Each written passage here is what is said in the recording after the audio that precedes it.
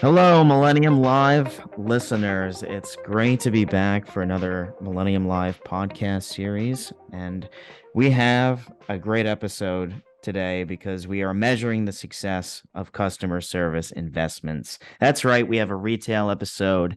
And I am so excited to introduce today's guests.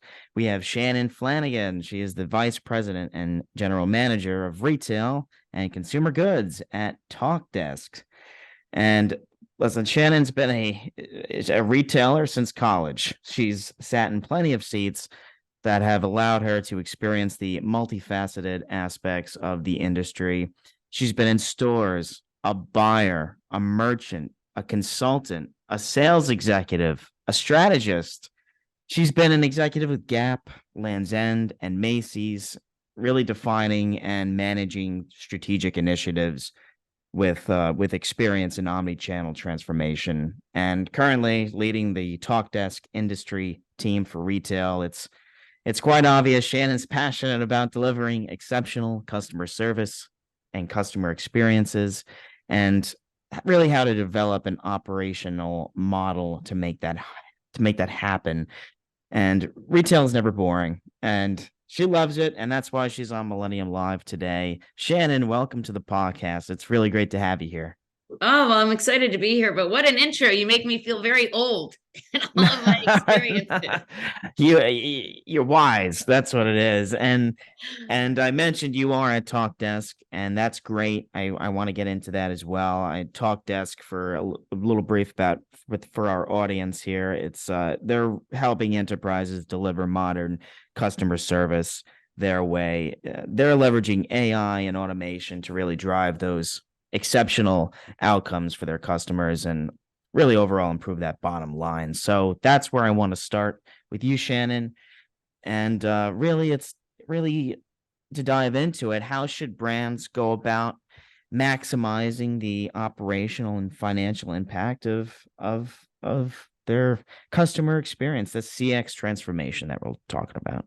Well, the first thing they need to acknowledge is the strategic importance of the contact center during COVID and coming out of it, and the change into more digital transactions, which means directly more contact to a contact center.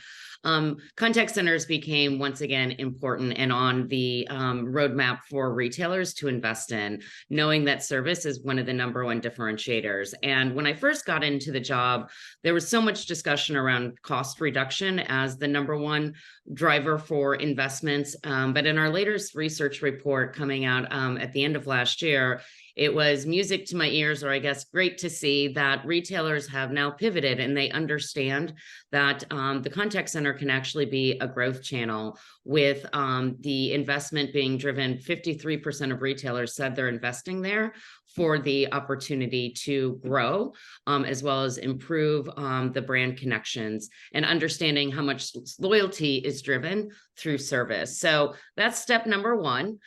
Step number two is the importance now on the employee experience. I think we all are aware of the labor shortages, and the number one barrier to delivering stellar service that we also found in this research report is the employee experience. So one, understanding that first contact resolution is the number one driver of service loyalty, or loyalty in the service space. Agents being able to go above and beyond is number two. That translates into then what are the tools and how are you creating the conditions for your agents to do all those things. So for me, before we even go into, and we'll talk about here in a second, how we think about the value quadrants, you first have to understand that it's strategically important as a growth channel, the contact center is, and your focus on how you're creating not just an amazing customer experience, but also an employee one. So let me pivot to talk about how we think about it at TalkDesk. We have four value quadrants that we work with our either prospects and our customers to really understand how to drive the value. And that's across four different ones. That's business growth, that's customer experience, it's operational efficiency, and it's workforce effectiveness. The four of those things coming together, understanding some are more around external pressures, some are more around internal, are important. What we find is everybody wants them to be equally important, and that becomes really hard to make happen. But we do then look at these different metrics, like a first contact resolution improvement that we know is going to drive a better customer experience. Well said. Thank you, Shannon. I mean, there's a lot that can go into the transformation. So perhaps what outcomes can brands expect from a CX transformation? And I'm sure you have plenty of examples that I'm sure you could share from your experience. Yeah, well, stating the obvious, creating the conditions for agents to be delivering great service and delivering then that great customer experience in the contact center has a direct impact on customer satisfaction, net promoter score, loyalty, and ultimately revenue. So there are a lot of traditional KPIs as well as extended KPIs that are more specific to retail that we look at. We've got increased self-service rates. We have increased CLV. So we have one organization that saw a 74% increase in revenue growth as a result of implementing new things. We see resource optimization, the interaction costs going down, average handle time improving, and we're seeing double-digit reductions anywhere from 10% all the way up to the low 80s across these different metrics. So when we think about those value quadrants of business growth, customer experience, operational efficiency, and workforce effectiveness, there are a endless amount really of opportunities to drive that. Then how we think about it in retail, because we double click to say, yeah, those are traditional contact center KPIs. But then what we have within retail is we're really focused in on that driving the loyalty with revenue through revenue and customer experience, and then the reduction of costs through creating better agent experiences and operational efficiencies. So some of the metrics that we now are interacting with brands on to better understand is the growth in a contact center channel. How are you measuring that? Are you looking at that like as another channel of interaction? What does average order values look like? Revenue by agents, cross-selling and upselling. From the customer experience, there's loyalty measurement we can do. There's CSAT we already do today, most brands do, but how's it driving customer lifetime value and customer retention?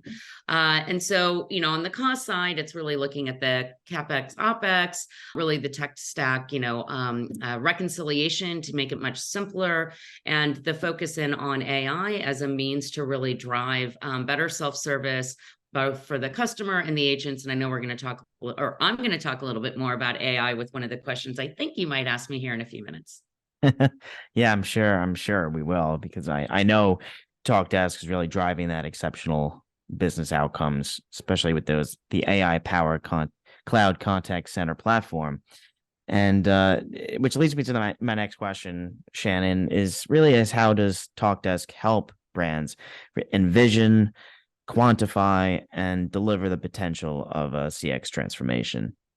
Yeah, when I joined, one of the things that I was most excited about, and especially in terms of demonstrating the partnership we have, that we're just not a technology provider, but we're also a partner to really grow your business, is a group that we have that's called Value Consulting. And I mentioned it for a quick second before, but this is an organization that partners both in from a pre-sales perspective, so working with brands as we're moving through the process of them determining hopefully that they're going to come with us. So we do that, and then we also do it with our current customers. And what we first start doing is a CX maturity consultation. So we have a bunch of different dimensions, which I'll probably look at my cheat sheet to remember, because there's so many of them. But it's really trying to then understand where they are today, where they should get started, and what does it look like over the next 12 to 18 months. And it helps us understand then how much change needs to be happening, both with us in terms of the products that make sense for them to lead with, but also internally for them, really focused in on what are those desired outcomes. And so we have a lot of conversations around then what are the most important KPIs that you need to tackle. So when we think about the dimensions of CX maturity, we think about the philosophy, right? Is the contact center important? And a lot of retailers back in the day, or for a long time, it was one line item, maybe buried, right? And a lot of them saw it as a cost center. So one, we want to make sure that we want to understand where it sits. We want to understand how you think about quality management with your teams, feedback from the customer. How much knowledge management are you providing your agents? How are you managing your resources with workforce management? I mean, COVID blew a lot of these things up, right? Work from home, and people aren't in contact, in contact centers a lot. It's shocking, maybe not. We know a lot of inventory still planned in Excel spreadsheets, but a lot of retailers are still planning schedules within Excel worksheets. What does your tech platform look like? And then last but not least, are you really delivering that great personalized one-to-one conversational interactions with your customer? So that's step one.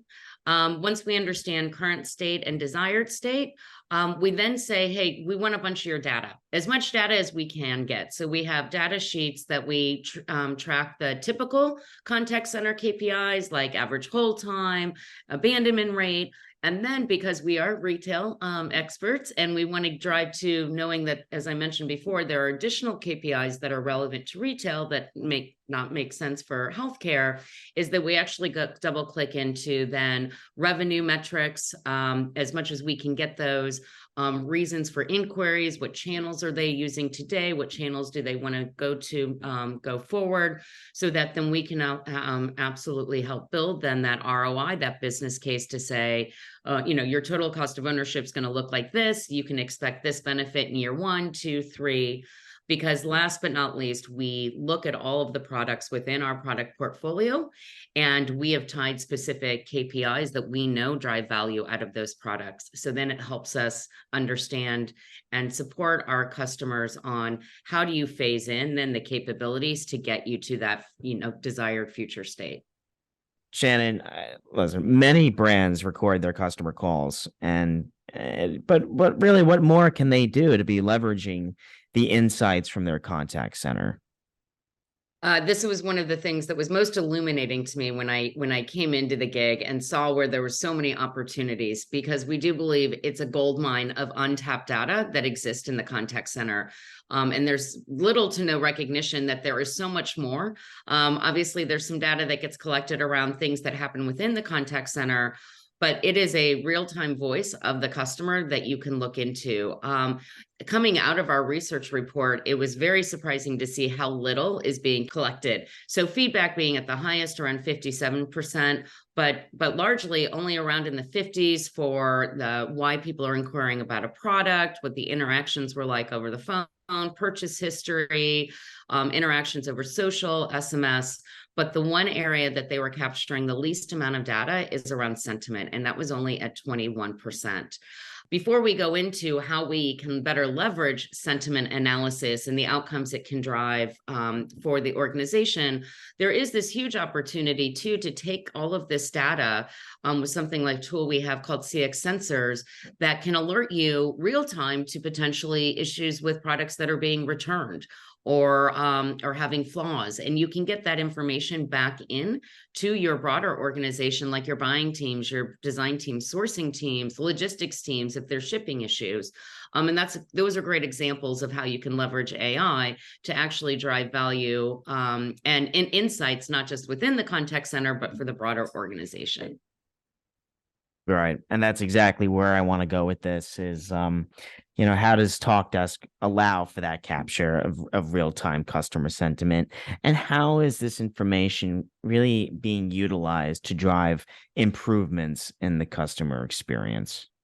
Yeah, so understanding sentiment, intent has been previously incredibly time consuming, to the point that, as we see, only 21% are looking at it. And even then, it was a small sample size. So we didn't have a complete view of what the customer's concerns are, needs, wants. And an agent would be walking into a phone call too with no visibility. And a manager didn't have the opportunity to really understand what was happening on those customer calls. So without that solid foundation, we ended up as organizations making not optimized and sometimes poor decisions around what experiences customers were really having. I don't know about you, even in my new job, I feel like it's heresy. I don't do the feedback scores at the end, right? And they say, hold on, press 2 if you want to do it. So we do lack a lot of insights using the traditional methods we have today. So What does that mean to TalkDesk? We have one of my favorite tools called CX Analytics, Interaction Analytics, and it's an AI-powered speech and text tool that captures and transcribes every interaction across all channels. So it'll surface key conversational moments, topics, intents. We talked about sentiment, that's the key word here, that then empower the organization to take that next best action. Because at the end of the day, we're trying to create more pleasant, faster, and frictionless experiences for our customers. So you ask, what is interaction analytics? What are the top features? So number one, sentiment. So this is about understanding how customers are feeling. We analyze their tone and the keywords during the conversations. Then there's topic and intent detection. So we apply these AI intent models to the interaction data, leveraging, we have a tool called AI Trainer to automatically detect customer needs, which then enables agents to be coming into a call with a lot better information. And again, as we said, for managers to better help and support agents in resolving issues. And so through that, then we have these dashboards, really cool ones with bubbles and things like that, so that you can see what's happening with that sentiment, the intent monitoring, and those trending topics. So again, we're getting this real-time voice of the customer data that we can react to and apply AI on that to make much better decisions.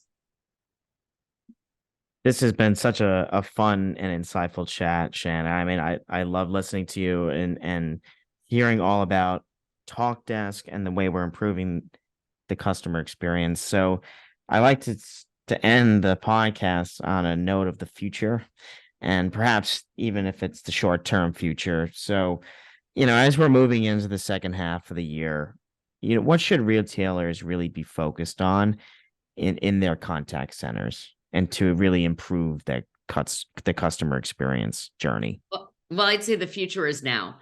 AI has been a buzzword, has been out there for a long time. I even said to our organization internally once, it's almost like a dirty word though, with a lot of retail brands. They've had so many poor experiences with chatbots. We as consumers can attest to that more than anybody else maybe. But, with ChatGPT emerging and generative models happening, the time is now. And there's so much more than just those. But in today's customer service world, giving staff the better productivity tools is imperative. And so what I would say is this back half, what AI capabilities are you using today or you can extend? We focus it around this notion of jobs to be done that then help the tools. And we actually do, similar to how we do this value consulting, we actually do AI rapid assessments to say, based on what where you're struggling today, the jobs you need to get done, the KPIs you need to drive, how do you stair step yourself into these ways to unlock value right away? So our 3 jobs, as we think about it, is how do you enable better self-service? That's what customers want. It's even what agents want, right? How are they getting more information without having to go outside their core places? We want to identify those customer issues, what we were just talking about with interaction analytics. And at the end of the day, we want to make sure agents can solve these quickly. So, when we think about the things you can be doing, it's automating tasks that have little demand for human judgment, tasks that require low levels of empathy, and task handling high volumes of data. So in our world, for retail, that is, where is my order? It's the number one reason customers contact a contact center. 99% of the time, or at least 9 times out of 10, that shouldn't require an agent. So those are examples that we can, look at. And certainly we're seeing a ton of benefit with virtual agent moving in. So, we do believe we're on the forefront of the AI revolution in the contact center. And we had right when ChatGPT became the big thing, we were out there, and we now leverage the LLMs, I haven't memorized it yet, the large language models. Again, this drives these better self-service capabilities.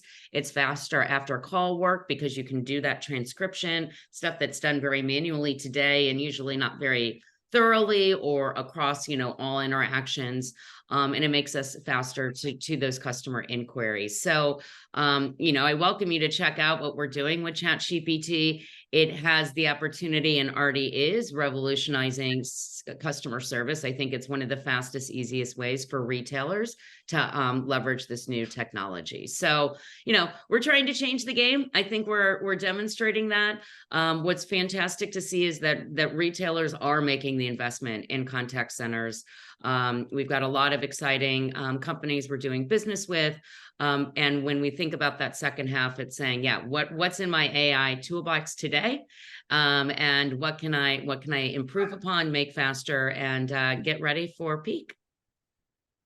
Well, that just means the future is exciting. And in terms of measuring the success of customer investments, say they're making the right investment and it's a big part of the business. So Shannon Flanagan, I want to thank you for being part of Millennium Live, VP and GM of Retail and Consumer Goods at TalkDesk. I'd like to thank the digital marketing and digital retail audience that we have here at Millennium Alliance for your support. Thanks, guys. Awesome, Connor. It was a pleasure. It's my favorite stuff to talk about.